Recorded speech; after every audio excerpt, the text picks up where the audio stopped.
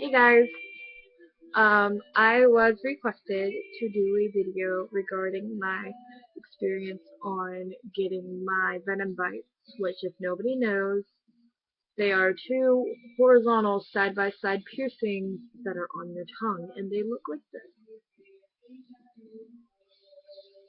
So, I got them fairly recent, around 2.5 weeks ago, and they're not fully healed, but they definitely do not hurt anymore.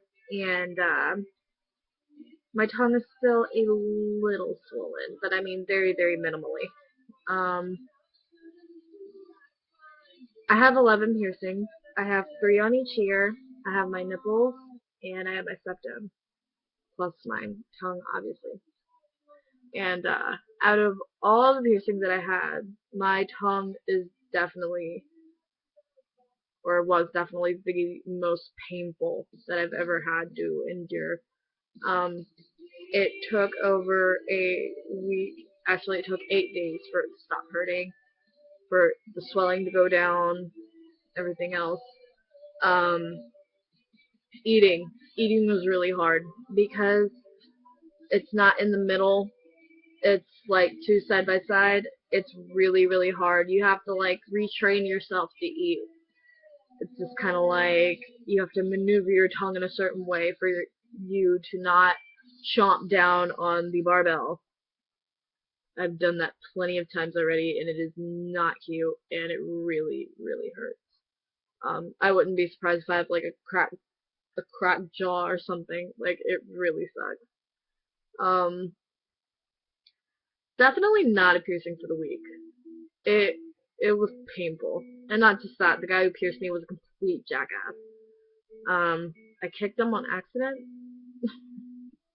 because when he was piercing me, my leg was swinging, but it wasn't like swinging like obnoxiously, but it was like a nervous swing, and yeah, it definitely hit him, and he like missed his mark or whatever. So for a while, I thought that my piercings were completely crooked. When my tongue was swelling, my piercings appeared crooked, like they were really, really crooked. But I did a little bit of research and I didn't freak out, and they said that it was normal for the barbells to appear crooked while it's swelled because the muscles swell at different paces, I guess. But now since the swelling's down, they appear a lot straighter, which is really good. And even though my piercer was a jackass, I tipped him anyway because my tongue is cute as shit, and he did a really good job. So tip for tat.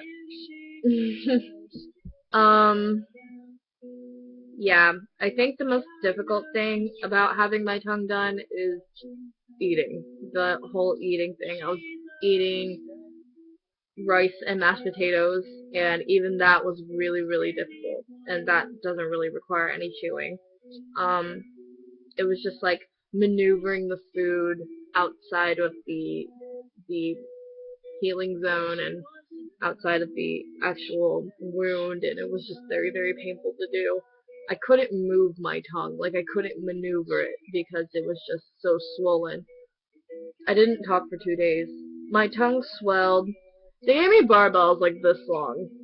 And I know when people get like the regular tongue piercing, they give you a long barbell, like I knew that, but I feel like these ones were really super long, and I feel like that's because since they're piercing the muscle and not the like soft spot tissue, that it was gonna swell twice as much.